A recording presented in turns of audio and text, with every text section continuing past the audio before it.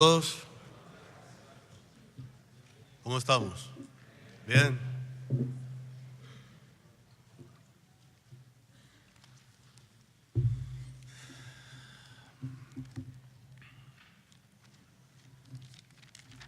Muy bien, pues vamos a empezar. Vamos a ir a Lucas, al Evangelio según San Lucas, capítulo 14, de los versículos del 1 al 6. ¿Se me oye bien? ¿Sí? Dice: aconteció un día de reposo que, habiendo entrado para comer en casa de un gobernante que era fariseo, estos le acechaban. Y he aquí que estaba delante de él un hombre hidrópico. Entonces Jesús habló a los intérpretes de la ley y a los fariseos diciendo: ¿es lícito sanar en el día de reposo? Mas ellos callaron, y él, tomándole, le sanó y le despidió. Y dirigiéndose a ellos dijo: ¿quién de vosotros, si su asno o su buey cae en algún pozo, no lo sacará inmediatamente, aunque sea en día de reposo? Y no le podían replicar estas cosas. Que el Señor bendiga su palabra. Como hemos leído, Jesús fue invitado a una comida en casa de un gobernante. Dice que era un gobernante, es decir, un principal, y que era de la secta de los fariseos, una secta religiosa, ¿no? Es decir, era un mandamás político y religioso, ¿no? O sea, era un hombre importante, ¿no? Y la invitación le vino a Jesús, pues no sabemos si por el deseo de este hombre de aprender, de escuchar lo que a Jesús estaba ya siendo muy oído, ya estaba sus milagros, sus palabras, estaba ya, podemos decir, revolucionando, ¿no? las ciudades. Y no sabemos si él quería aprender, quería ser edificado o era por tenderle una trampa, ¿no? Dice que los fariseos, como hemos leído, dice que le acechaban, ¿no? Y lo que sí es verdad que no era una comida, podemos decir, de muchos amigos y familiar, porque había mucha gente, muchos fariseos, muchos intérpretes de la ley. Y hay que decir que estos fariseos, esta secta de los fariseos, eran la salvaguarda de la religión, la salvaguarda de la Torá, ¿no? del Antiguo Testamento, del cumplimiento estricto de la ley, ¿no? Y se enfocaban en una serie de podemos decir, de normas. Una principal era el día de reposo, por eso siempre salía a colación el día de reposo, ¿no? Ellos llevaban hasta esta norma hasta el extremo, ¿no? No se podía, por ejemplo, en el día de reposo, el sabbat, ir más allá de tu casa. Ibas a la sinagoga, pues no podías pasar de la sinagoga más allá, ¿no? Otros más radicales, por ejemplo, si un animal se caía en una fosa, que en esa época era muy común, los pozos y las fosas, y cisternas, pues ni lo rescataban. A lo mucho dice que le daban comida al animal o una manta y esperaban hasta el día siguiente para ir a rescatarlo, ¿no? Dicen los más radicales. Es decir, que era una obsesión, ¿no? Muy con ciertas cosas, ¿no? Ellos escudriñaban la Torá, pero aquellas cosas que a ellos les interesaban, ¿no? También tenían hacían mucho hincapié en el diezmo, siempre en el diezmo. O sea, el diezmo pues es podemos decir, una norma, una cosa que hay que hacer. No encuentro ahora mismo exactamente la palabra, pero ellos lo llevaban hasta el extremo, ¿no? Lo del diezmo, lo de las ofrendas. Es decir, que siempre estaban siempre muy ocupados en esos reglamentos, pero no, había muchas cosas muy importantes y buenas en lo que es en el Antiguo Testamento, pero ellos se fijaban exclusivamente en ciertas leyes, ¿no? Toda su preocupación era eso, ¿no? Y ellos se enfocaban mucho en las cosas externas, ¿no? no tanto en las cosas interiores del corazón, sino todo lo que de cara para afuera, ¿no? Y eso es lo que hacía que se paralizara, podemos decir, la religión viva, ¿no? Cuando hablamos de una religión muerta, pues no hay peor religión que una religión que es muerta, ¿no? Que no sirve para nada. Jesús decía en Marcos 2:27, cuando los discípulos precisamente un día de sábado recogían espigas para comer, dice: el día de reposo fue hecho por causa del hombre y no el hombre por causa del día de reposo. Por tanto, el Hijo del Hombre es Señor aún del día de reposo. Es decir, aquí Jesús lo decía claramente.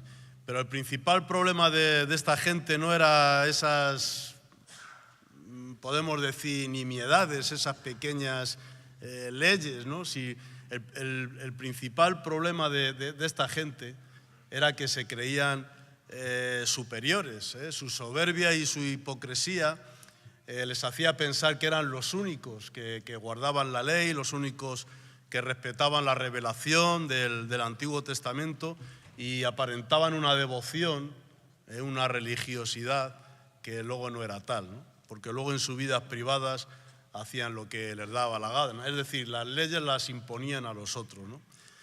Y esa misma altivez les llevaba a codearse solamente entre ellos. Es decir, que nada más que se trataban entre ellos eran los escogidos, los únicos, los que guardaban la ley y no trataban con otra gente, ¿no? No trataban, podemos decir, con la chusma, ¿no? Con la mayoría, que era la mayoría de la gente, ¿no? Eran pobres, afligidos, ignorantes, la mayoría del pueblo, ¿no? Ellos tenían un círculo religioso exclusivo y nada más que se trataban entre ellos. Por eso digo que no escudriñaban el Antiguo Testamento, porque en el Antiguo Testamento hay muchas normas y directrices a seguir, que hablaba del prójimo, de los extranjeros, de los menesterosos, de los tullidos, etcétera, etcétera, etcétera. O sea, es decir, ellos cogían una parte, ¿no? Y esto a veces también es lo que es el corazón del hombre, ¿no? Que siempre tendemos a pensar de que somos mejores que los otros. Mi familia es mejor que la otra, yo soy mejor que este, mi nación es mejor que la otra de al lado, mi iglesia es mejor que la otra iglesia, mi denominación, su doctrina es mejor que, etcétera, etcétera, ¿no? El ser humano siempre tiende a esto. Yo me acuerdo que antiguamente, hace muchos años, cuando Betel comenzó, íbamos al Mercamadrid a recuperar, pues había otro centro que iban todos muy, muy limpitos, con unas camisetas verdes, y iban recuperando. Nosotros íbamos pues con chándales y zapatos y con pelo así por aquí, y bueno, al principio. Y me acuerdo que iban en grupo y el responsable, cuando nos veía, decía, venid, que están ahí los de Betel, vamos por allí. Y íbamos nosotros recuperando y veían que iban evitándonos, ¿no? Iban de unos pasillos a otros. No sé si tendríamos alguna enfermedad o algo que les íbamos a contagiar, y me hacía gracia, ¿no? Y también en denominaciones, ¿no? Hoy día yo no es que tenga una experiencia demasiado larga, pero hoy día veo como muchas denominaciones se juntan, bautistas, pentecostales, para hacer cosas, pero me acuerdo hace años pues que los bautistas, por ejemplo, tenían sus propios concilios, los pentecostales también tenían sus propias reuniones, y unos y otros pues a lo mejor criticaban o criticábamos que unos levantaban las manos, los otros no levantaban, y que otros eran espontáneos en las alabanzas y otros lo leían en un libro, etcétera, etcétera. Esto lo quiero decir eso, ¿no? Que siempre hay una tendencia a pensar que lo nuestro, nuestro círculo religioso es mejor que los otros, ¿no? Pero esta gente era algo que iba al extremo, ¿no? Y no tenían algo primordial, ya que se las daban de gente religiosa, ¿no?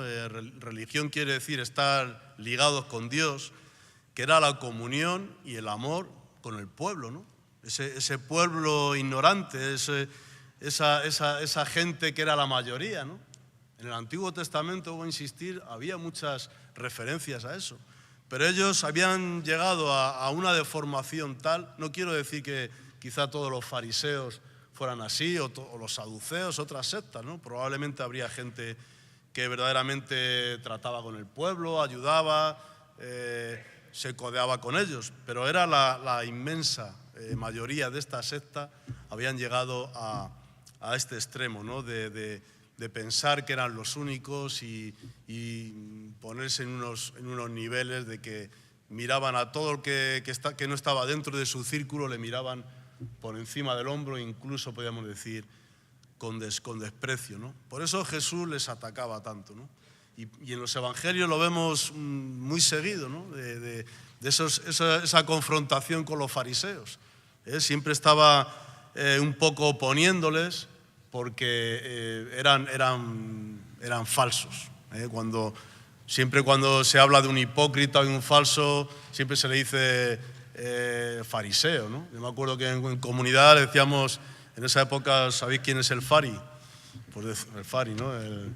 Pues decíamos, ese es un fari, porque a lo mejor leía mucho la Biblia, oraba, hacía manifestaciones exteriores, pero luego en su vida privada pues no era tal, ¿no? Y eso es un poco ese espíritu, ¿no? del fariseísmo, ¿no? Que siempre hay que tratar de erradicar de nuestras propias vidas y de la Iglesia, ¿no? Esa hipocresía, ¿no?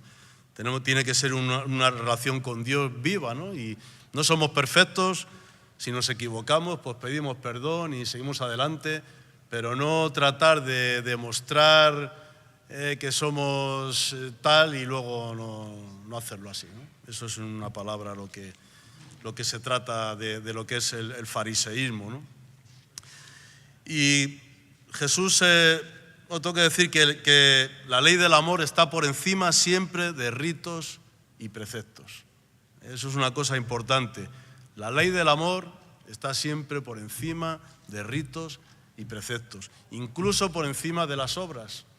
Si leemos 1 Corintios 13, no hace falta que vayamos para allá, el apóstol Pablo habla de gente muy involucrada en la obra. Quizá no podemos decir que eran como estos fariseos, pero un poco se enfocaban demasiado en las obras, ¿no? Se enfocaban mucho y hoy día podemos verlo también, ¿no? Dice que puedes predicar muy bien, puedes dar todo tu dinero, hasta incluso ser quemado, ¿no? Por tus ideas. Pero dice ¿qué es lo que dice? Que si no hay amor, de nada sirve. Es decir, que toda religión que podamos tener, si no está el amor por encima, no sirve de nada. Y eso es un buen, podemos decir, termómetro cuando hagamos cosas. Nosotros que estamos involucrados mucho en la obra, ¿no? De ayudar, en la obra social, en la obra espiritual, ¿no? Si tú quieres saber poner ese termómetro, esa medida de lo que estás haciendo, mira a ver si el amor está enfocado en eso que estás haciendo o es por otros tipos de intereses, ¿no? Jesús se codeaba con todo el mundo, hasta con ellos. Jesús se codeaba con los pecadores, con los lisiados, los mancos, gente que en esa época un poco estaba como que si tenían esas lacras era porque había pecado en sus vidas, pero se codeaba con ricos, se codeaba con fariseos, sabía que estos eran los que estaban buscándole, ¿no? para encarcelarle y de hecho como hicieron, matarle, ¿no? Pero él no tenía miedo, él siempre iba con la verdad por delante y aceptaba cualquier invitación como en este caso, ¿no? Y él usaba esas comidas, esas fiestas como un momento, un lugar importante para transmitir la verdad del reino.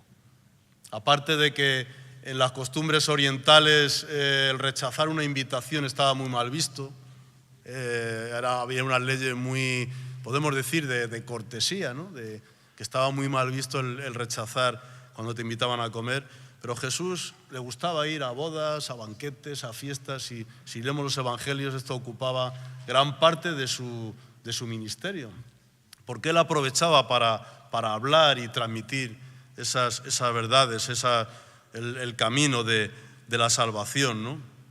También aprovechaba para sanar, siempre había por allí gente que necesitaba una sanación y Jesús siempre estaba dispuesto.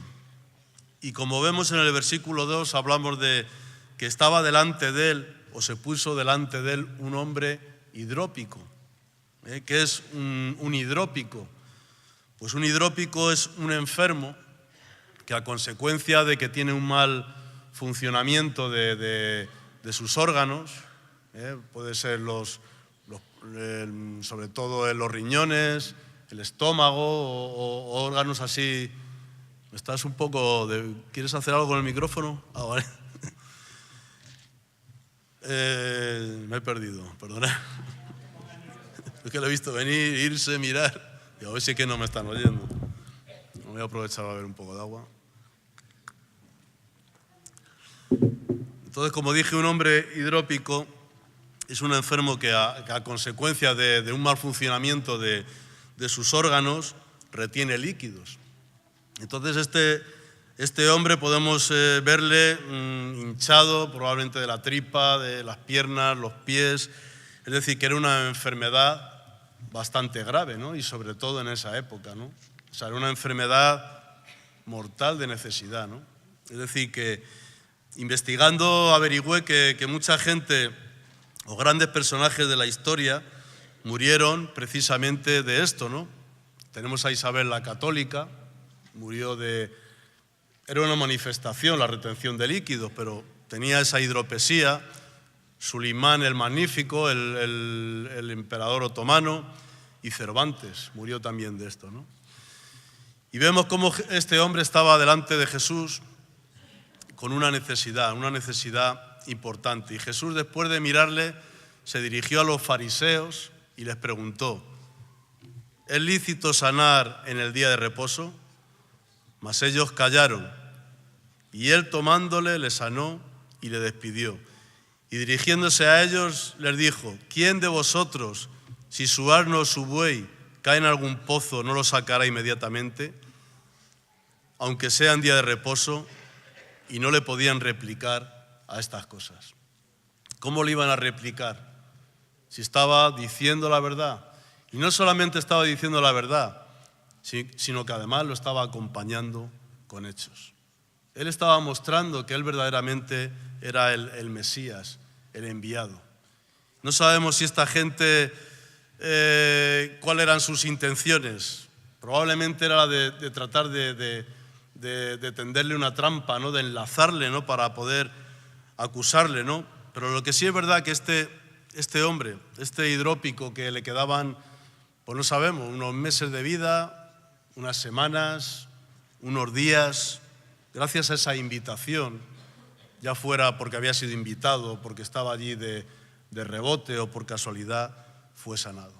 Es decir, que este hombre, su destino fue ligado a Jesús. Y cuando tenemos un encuentro con Jesús, nuestro destino queda ligado. Y encontramos el mismo camino que tiene Jesús para nosotros, para nuestras vidas. Amén. Me acuerdo de los 10 leprosos, de la historia de los 10 leprosos, que 9 fueron sanados, pero solamente uno siguió a Jesús. Es decir, su destino quedó ligado a su camino. Amén. ¿Quién quiere seguir en el camino de Jesús? ¿Quién quiere que su destino esté ligado a Jesús? Amén. Primeramente, Dios tiene que haber llegado a tu vida, tiene que haberte sanado, tienes que haber tenido un encuentro con Dios, pero Jesús quiere que tú estés unido a Él. Para Jesús no hay, como dije, este hombre no sabemos cómo fue a dar allí, no sabemos si tenía algún interés espiritual, sabemos que tenía una enfermedad grave, pero para Jesús no hay barreras, ni prejuicios, ni raza, ni nacionalidades, y ni aún religiones. Jesús hacía bien y hace bien, no importa el trasfondo de las personas, ¿no? Hoy día hay muchas ONGs que miran mucho por los derechos humanos y a veces parece que ellos han inventado esa solidaridad hacia los demás, ¿no? Y muchos no son creyentes, pero lo peor de todo es que ignoran que el cristianismo es la primera religión que considera al hombre, a todo hombre es igual delante de Dios. Es decir, que todos los seres humanos son iguales. Amén. Eso es una realidad, es la única religión, el cristianismo, que desde los tiempos de Cristo precisamente considera a todos los hombres iguales. Hombres, mujeres, no importa la condición, la raza, el sexo o lo que sea. Hoy tanto que se habla de derechos humanos y a veces dejamos, ¿no?, las enseñanzas de Cristo a un lado como si fuera algo de hombres que la han inventado, ¿no? Estos fariseos estaban más enfermos que la persona esta hidrópica, ¿no? Porque el hidrópico para Jesús fue fácil sanarle. Dice que le tomó y le sanó. Pero para convencer a estas personas, a estos religiosos, que ya tenían un concepto de lo que era su relación con Dios y su relación con los demás, lo tenían ya ahí, podemos decir, enquistado. Era algo muy difícil, ¿no?, para que pudieran ser sanados. Tenían un espíritu negativo de la religión. Un espíritu negativo de la religión. Y eso es lo que se trata, ¿no? Eso, cuando hablamos del fariseísmo, eso es lo que hay que tratar, de eliminar ese espíritu negativo de la religión, porque es mejor no ser religioso ni ser nada que usar la religión para cosas egoístas y de tu propio interés, ¿no? Después de este primer, podemos decir, repaso, de este primer aperitivo, ¿no?, de Jesús sanando a este hombre en día de reposo, dice en el versículo 7, dice: observando cómo escogían los primeros asientos a la mesa, refirió a los convidados una parábola. Es decir, Jesús estaba, supuestamente podía estar sentado, y vio cómo se apresuraban de todos estos invitados, fariseos, con sus levitas, sus gorros, a tomar los primeros lugares, ¿no? Y Jesús les dio una enseñanza, ¿no?, al anfitrión, ¿no?, y a todos los que estaban ahí, ¿no?, diciendo que cuando vayas a una boda, a un evento, no les estaba diciendo esto que como protocolo, una regla de cortesía. Estaba dándoles, podemos decir, unas lecciones de modestia y de humildad, ¿no? Dice: cuando vayas a una invitación, ponte detrás y ya el anfitrión llegará y te pondrá en tu sitio, ¿no? No llegues y te pongas delante, no sea que te coja y luego te diga vete para atrás y te ponga colorado, ¿no? Cuando vayáis a una boda, esperar en la entrada que os digan dónde tenéis que sentar, no sea que os sentéis en los sitios privilegiados y luego os aparten de ahí. Yo me acuerdo que ahí en Francia, cuando estuvimos, no hablábamos muy mal el francés, y escucharlo peor. Y había un evento de las iglesias en un polideportivo que se llamaba el Dôme. El Dôme era una cúpula y lleno de cristianos, ¿no? Y hicieron un llamamiento. Yo no sabía muy bien de qué era la historia, era una reunión de iglesias. Y hicieron un llamado, hay todos los focos en el escenario, y hicieron un llamado a los pastores, ¿no?, que habían ido.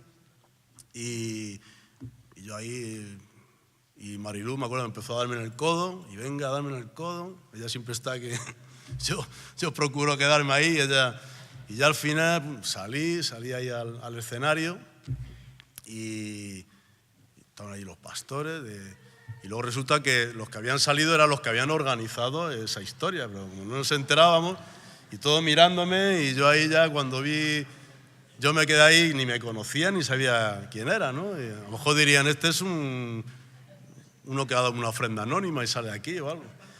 Y yo cuando me di cuenta, hice así como, ¿sabéis este de los hermanos Mar del Puro? Hice así, me bajé por las escaleras y ya dije, nunca más voy a salir a un sitio, me voy a poner primero, si no estoy seguro de dónde voy a ir o lo que hago, ¿no? O sea que hay que tomar nota. Y Jesús les dijo eso a estos que buscaban los primeros lugares, ¿no?, que fueron al final avergonzados, ¿no?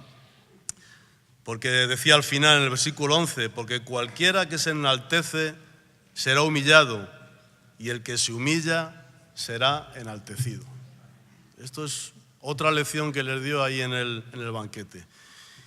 Y dijo también al que le había convidado, también tenía para él, me puedo imaginar a Jesús, porque dice que estaba observando a unos y a otros, yo creo que no sabían ni dónde meterse los fariseos, ¿no? Y le dijo al que le había convidado, dice, cuando hagas comida o cena, no llames a tus amigos, parientes, vecinos ricos, porque te devolverán la invitación. Él estaba diciendo, tú tienes aquí un círculo religioso, tienes un círculo de tus amigos, tú eres un hombre que Dios te ha bendecido, porque era un mandamás, era un gobernante, encima era de la secta de los... Usa esa bendición de Dios para bendecir a los pobres.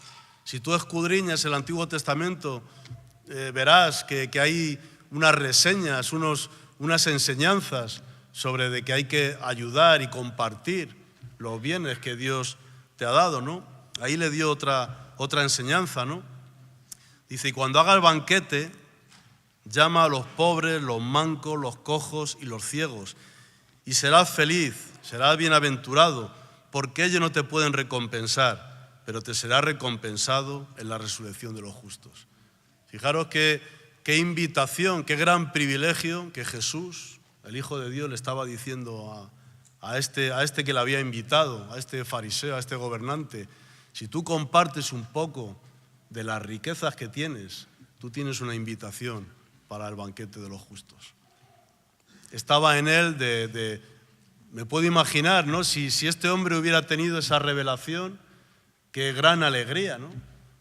De saber que Dios lo había bendecido, con su puesto, con dinero, simplemente con que compartiera. Yo no digo que llamara a los pobres a cenar en su mesa o a los lisiados, pero le estaba diciendo que compartiera, que verdaderamente hiciera uso de esa riqueza, de esa bendición para ayudar a aquellos que estaban necesitados. Le estaba dando una invitación directa para el banquete celestial. Jesús estaba, la verdad, ocupando bien su tiempo, ¿no? Yo siempre tengo que cuando Elías está en una comida, en un evento, siempre está buscando. Yo aprendo. No es que al final lo haga, siempre está ocupando, sea una comida, sea una fiesta, sea lo que sea. Siempre nos está diciendo Elías, hablar con la gente, no habléis entre los amiguitos. Es lo mismo, ¿no? En el círculo nuestro religioso. Hay que hablar con la gente, preguntar, ver qué necesidades tienen. Es algo que sé que hay que hacer, ¿no? Salir de ese círculo que tenemos. Eso va para todos. Cada uno tiene su círculo de conocidos y es para todos, no solamente para los pastores. Tenemos que ir allí a hablar con esa gente que no conocemos o cualquiera, ¿no? Relacionarnos, preguntar. Creo que es una obligación.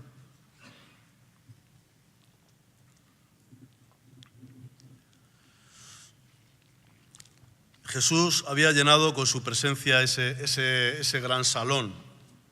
Había captado la atención de todos para todo aquel que quisiera escuchar sus palabras, ¿no? Este convite podía ser el comienzo de una nueva vida para todos aquellos que aceptaran lo que Jesús estaba diciendo. Dice en el versículo 15, y oyendo esto, dice que saltó uno, como en un convite, en una boda, alguien que el primero que dice viva los novios, ¿no? Pues aquí saltó uno así parecido, no sabemos si por el vino que había bebido, porque estaba tocado por las palabras de Jesús o por las dos cosas. Que dijo, bienaventurado el que coma pan en el reino de los cielos. Lo dijo así a gran voz.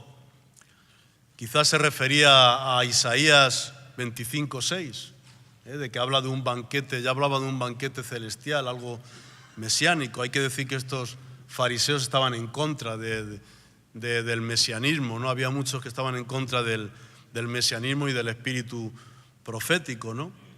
Y Jesús pasó a narrar otra parábola. Él iba aprovechando ese tiempo de comida, de que tanta gente le estaba escuchando, y habló de un hombre que hizo una gran cena. No lo vamos a leer porque si no nos extendería mucho. Y él hizo una gran invitación, ¿no? Primeramente, si hizo una gran comida, pues invitó a los más allegados, a los más conocidos, parientes, vecinos, etcétera, ¿no? Y cuando ya estaban, dice que estaba ya a punto para la cena, no se sabe por qué, empezaron a excusarse. Empezaron a decir que uno decía que había comprado una yunta de bueyes, que tenía que ir a revisarlos. Otro que había comprado una hacienda, que tenía que ir a supervisar. Eran unas excusas pobres y falsas, ¿no? Porque si tú has comprado unos animales, se supone que ya los has revisado. O si has comprado una propiedad, ya la has visto de sobra, ¿no? Otro dijo que se acababa de casar. Es decir, que empezaron a excusarse y empezaron a salir todos zumbando, ¿no? Es una cosa un poco rara porque dice que estaban al punto ya de la cena, ¿no? Es una parábola. Jesús ponía un ejemplo y al mismo tiempo estaba hablando a todos esos fariseos, a toda esa gente que le estaban escuchando en el convite, ¿no? Y el Señor le dijo al criado, ves a buscar vamos a leerlo mejor.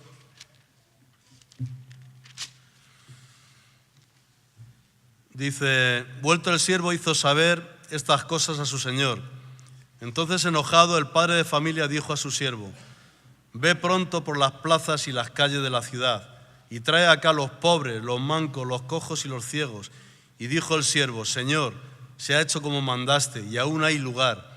Dijo el Señor al siervo, ve por los caminos y por los vallados y fuérzalos a entrar para que se llene mi casa. Porque os digo que ninguno de aquellos que fueron convidados gustará mi cena.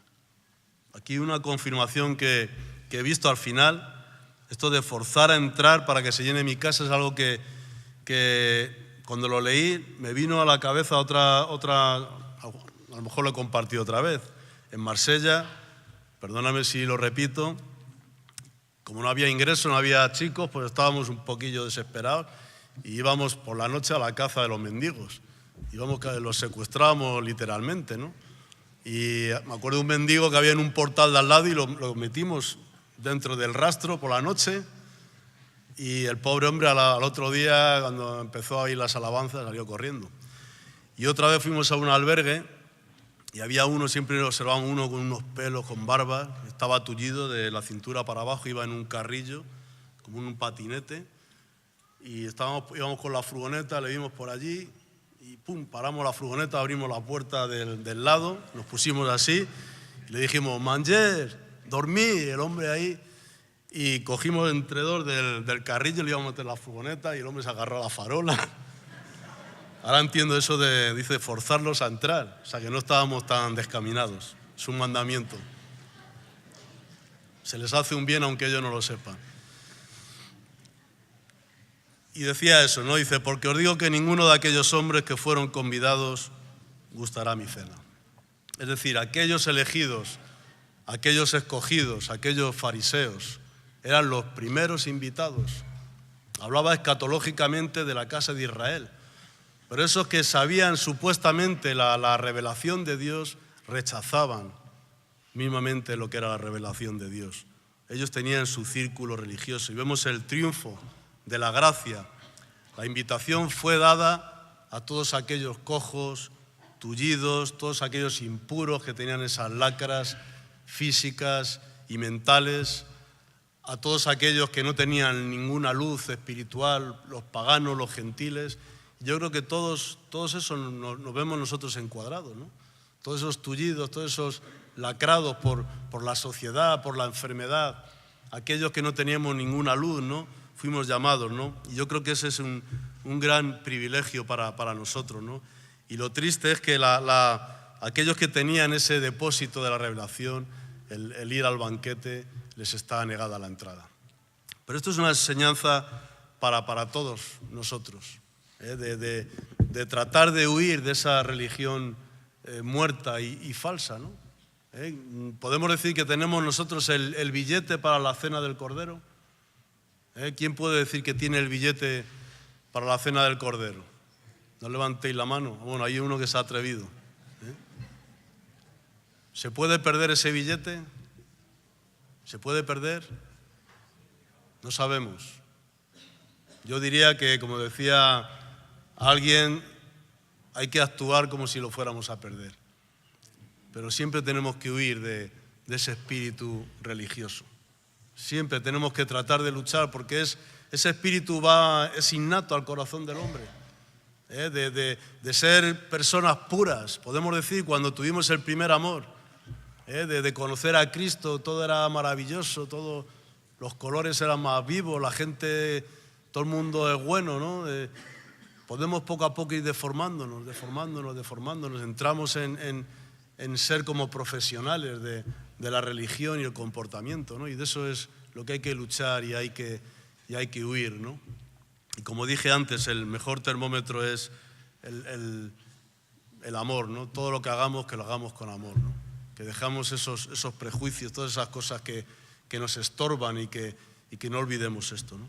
Y vamos a terminar con unos versículos que va un poco al hilo de esa clase magistral que dio Jesús a esta gente, ¿no? En este convite, que decía: aprended de mí, que soy manso y humilde de corazón.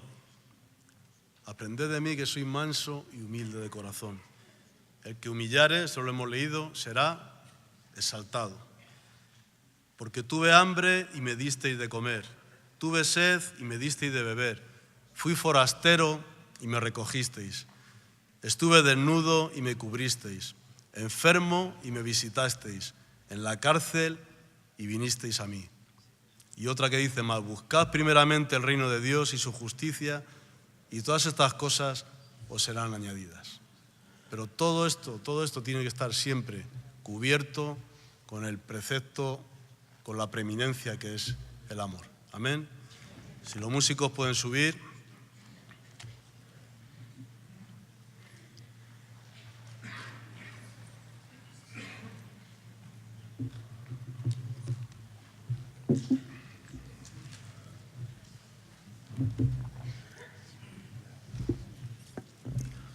Muy bien, pues gracias. Vamos a terminar con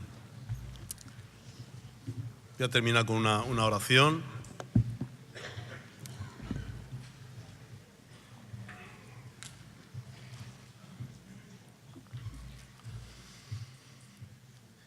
Y quiero orar por todos aquellos afligidos, aprovechando, ¿no?, la historia de hoy. Si hay alguien que tiene algún problema físico interior, que incluso tenga retención de líquido, ¿no? Es algo que es habitual. Si tus órganos no funcionan como debieran funcionar, vamos a orar, ¿no? Si aquí suena un poco así raro, por si hay algún hidrópico, no voy a decir que salga aquí adelante, pero si tienes algún problema, ¿no?, de hígado, de estómago, de riñones, de pulmones, etcétera, vamos a orar, ¿no? La presencia de Jesús está aquí. Jesús, a través de la palabra, hemos visto cómo sanó a este hombre y Dios puede hacerlo esta mañana. Amén. Y también vamos a orar por aquellos que sin saberlo tengan ese espíritu de fariseísmo. Me pongo el primero. Sé a veces que puedo actuar como un fariseo, a veces lo ignoro. También vamos a orar. Que Dios nos mantenga siempre puros en la medida que podamos, que nunca perdamos de vista, ¿no?, cuál es nuestro llamamiento, y que la verdadera religión es estar unido al prójimo. Amén. Pues Señor, te damos gracias esta mañana. Gracias por el privilegio de haber escuchado tu palabra, de haber podido aprender, Señor. Y Señor, queremos verdaderamente, Señor, tomarlo, Señor, para nuestras vidas, Señor, para aplicarlo, Señor. Yo quisiera orar esta mañana, Señor, por aquellos que estén padeciendo de problemas, Señor, de hígado, Señor, del aparato digestivo, del estómago, Señor, de los pulmones. Otra aflicción, Señor, pero especialmente por esto, Señor, que como consecuencia tenga esa hinchazón, Señor, Pedimos, Señor, que tú hagas esta mañana un milagro, Señor, en el nombre de Jesús. Que tú hagas un milagro, Señor, que tú les sanes, que tú utilices, Señor, todos los medios, Señor, a tu alcance para que ellos puedan ser sanados y restaurados, Señor. Y, Señor, también oramos porque tú nos libres de ese espíritu de religión muerta, Señor, de cosas exteriores, Señor, para que nos vean los demás, Señor. Señor, queremos tener una relación contigo, Señor, y con el prójimo sana, Señor. Sin prejuicios, sin cosas, Señor, sacadas de contexto de la Biblia, Señor. Gracias, Señor. Gracias esta mañana, Señor. Yo te bendigo grandemente, Señor. Y oramos en el nombre de Jesús. Amén.